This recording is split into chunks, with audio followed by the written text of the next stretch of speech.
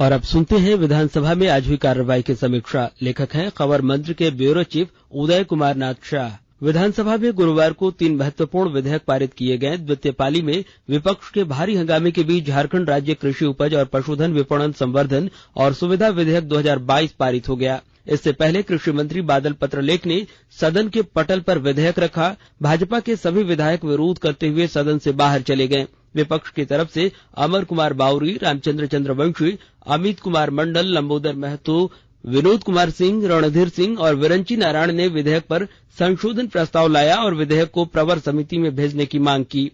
विपक्ष के संशोधन का जवाब देते हुए कृषि मंत्री बादल पत्रलेख ने कहा कि राज्य के किसानों को उनकी उपज का उचित मूल्य दिलाने तथा उनकी आय में वृद्धि हेतु राज्य में कृषि विपणन में व्यापक सुधार एवं पारदर्शिता के उद्देश्य से एक देश एक बाजार की परिकल्पना को साकार करने, राज्य के कृषकों को आधुनिक विपणन व्यवस्था के तहत इलेक्ट्रॉनिक ट्रेडिंग पोर्टल के माध्यम से ऑनलाइन व्यवस्था की जाएगी। उन्होंने कहा कि सरकार को इसके माध्यम से राजस्व की प्राप्ति होगी। इसमें ग्रामीण हाट बाजारों के आधुनिकीकरण एवं आधारभूत संरचनाओं के साथ नए बाजारों की स्थापना कर किसानों को प्रत्येक 10 किलोमीटर पर बाजार की व्यवस्था की जा सकेगी। गुरुवार को ही दल बदल अधिनियम को लेकर एक बड़ा फैसला किया गया।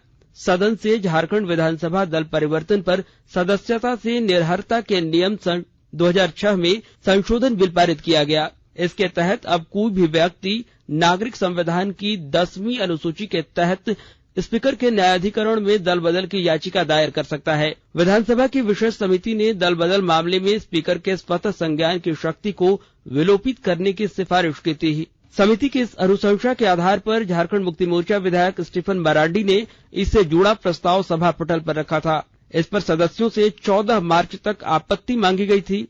यह संशोधन सुप्रीम कोर्ट के दिए निर्णय के आलोक में लिया गया है। सुप्रीम कोर्ट ने 2013 में फैसला दिया था कि दल बदल अधिनियम के अंतर्गत कोई बाहरी भी इस विषय को उठा सकता है। वहीं झारखंड विधानसभा देश की पहली विधानसभा है जो इस निर्णय के आलोक में नियमावली में संशोधन कर रही है।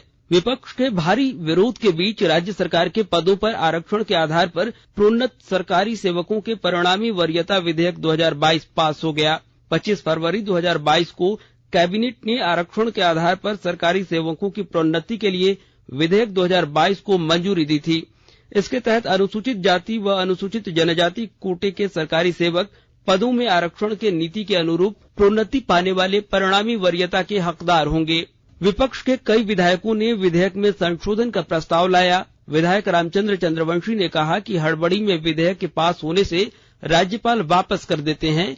वहीं विधायक अमित मंडल और विधायक लंबोदर महतो ने भी विधेयक को प्रवर समिति में भेजने का आग्रह किया। उन्होंने कहा कि डॉक्टर प्रवीण शंकर बनाम राज्य सरकार का मामला अभी कोर्ट में लंबित है। अगर मामला हाईकोर्ट में विचाराधीन है तो उससे जुड़ा मामला सदन में कैसे लाया जा सकता है। वहीं माले विधायक विनोद सिंह ने भी बिल को प्रवर समिति में भेजने की मांग की। उन्होंने कहा कि पिछले सत्र में भी जैसे तैसे मॉब लिंचिंग विधेयक और पंडित रघुनाथ मुर्मू विधेयक सरकार ने पास करा दिया था, जो राजभवन से वापस कर दिया गया। इसलिए सरकार बिल पर पूरी तरह से चर्चा करने के बाद ही सदन से पास कराए। वहीं विधेयक पर सरकार की ओर से संसदीय कार्य मंत्री आलमगीर आलम ने कहा कि इस बिल के लाने से रुका हुआ प्रमोशन होगा। वहीं बिल के पास होने के दौरान भाजपा विधायक वेल में आ गए। इसके पहले प्रथम पाली में धान खरीद का मामला उठा। भाजपा विधायक मनीष जायसवाल ने धान खरीद की रफ्तार पर सवाल उठाते हुए तो वहीं राज्य सिन्हा ने किसानों को हो रही परेशानी का जिक्र किया। वित्त मंत्री रामेश्वर उरांव ने जवाब देते हुए कहा कि अगर इस माह लक्ष्य पूरा नहीं होता तो केंद्र सरकार से 1 महीने का और समय बढ़ाने का आग्रह करेंगे।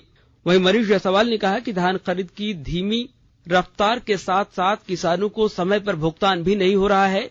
इसके जवाब में विभागीय मंत्री रामेश्वर उरांव ने कहा कि 24 मार्च तक लक्ष्य की तुलना में 71.33% धान की खरीद हो चुकी है। जवाब में कृषि मंत्री बादल पत्रलेख ने कहा कि लैंपस और पैक्स को सशक्त बनाया जा रहा है, उसे कंप्यूटराइज्ड किया जा रहा है, भंडारण क्षमता भी बढ़ाई जा रही है। आने वाले समय में इस तरह की परेशानी भी दूर हो जाएगी।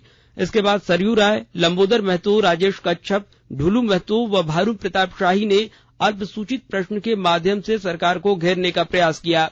वहीं झारखंड मुक्ति मोर्चा विधायक सीता सोरेन ने राज्य सरकार की कार्यशैली पर नाराजगी व्यक्त करते हुए आम्रपाली परियोजना के लिए वन भूमि का अतिक्रमण कर बनाई गई सड़कों को अविलंब बंद करने की मांग की। और अभी आप सुन रहे थे विधानसभा में आज हुई कार्रवाई की समीक्षा। लेखक थे खबर मंत्र के ब्यूरो चीफ उदय कुमार नाथ शाह।